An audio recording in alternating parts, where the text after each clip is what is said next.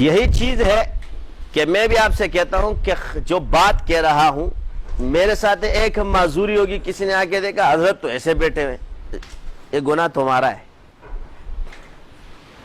امر نہیں ہے. کیونکہ اگر شیخ بیمار ہو، تم نے دیکھ لیا شیخ بیمار ہے تو تم نے کہا ہمارا پیر صاحب، تو یہ جو گمراہی پھیلی ہے یہ تقلید اس فعل کی گئی. اگر علمی طور پہ مشائخ سے وہ بات پوچھی جائے تو منع کر دیں گے کہ یہ کام مت کرو. اس نے چھپ چھپ کے دیکھا کیونکہ اس نے اپنے آپ کو آسمان کے، یہاں پر اصول تو دیکھو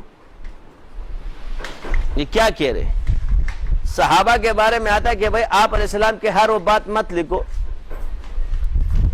بعض اوقات حضور حال میں ہوں گے تو انہوں نے لکھنا چھوڑ دیا. تو ایک دن گئے آپ علیہ السلام سے کہا یا رسول اللہ میں آپ کا کون؟ تو فرمایا میری ہر بات لکھو.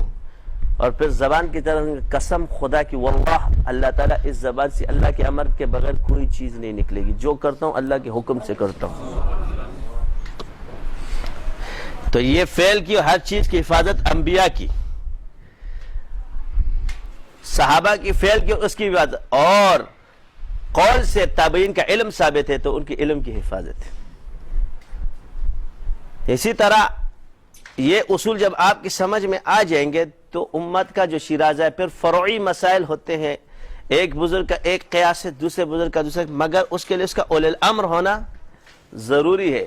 اب سب بیٹھ گئے تو اس کی مثال میں نے دی کس طرح. آج ایک دوا لیتے ہیں، آپ میڈیکل ریپ سے شروع کرو، ایک کمپنی سے شروع کرو، ایک اس سے شروع کرو، ایک دکاندار سے شروع کرو.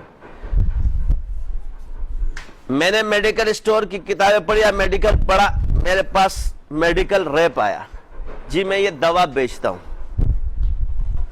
میں نے دوا دیکھی کمپنی کون سی، یہ ہے وہ، اچھا رکھ دو، جمع کر دی.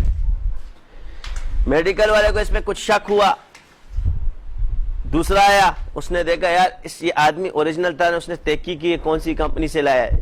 اب ریپ والے نے تو نہیں کی.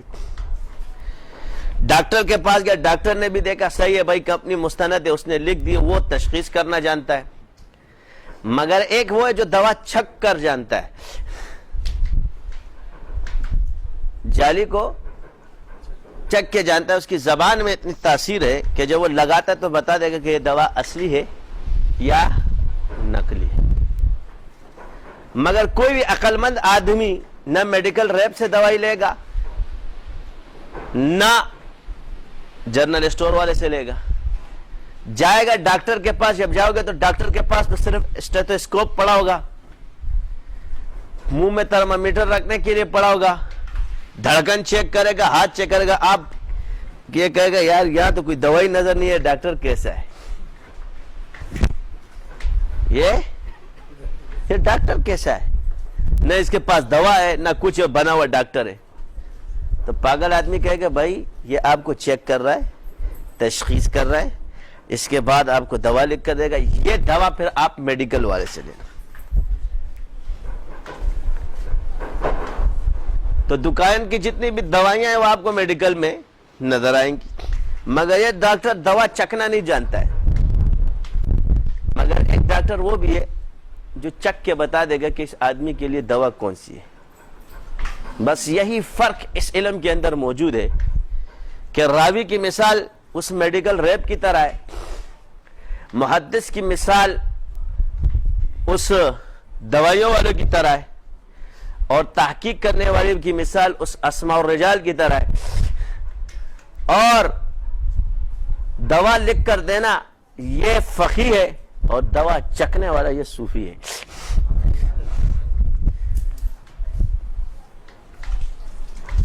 ہر کسی کے اپنے علم کا ہے، لیکن سب کے سب یہ کہیں گے کہ جو یہ چک کر دوا بتا رہا ہے، یہاں ساری چیزیں جمع ہو جاتی ہے کہ یہ دوا کو چیک کرنے والا ہے، اس کو مہارت حاصل ہے کہ یہ جب زبان پہ لگائے گا تو بتا دے گا کہ یہ دوا، یہ بندہ اصلی ہے، یہ نقلی ہے، اس کے اندر اصلی بھی موجود ہے، نقلی بھی موجود ہے.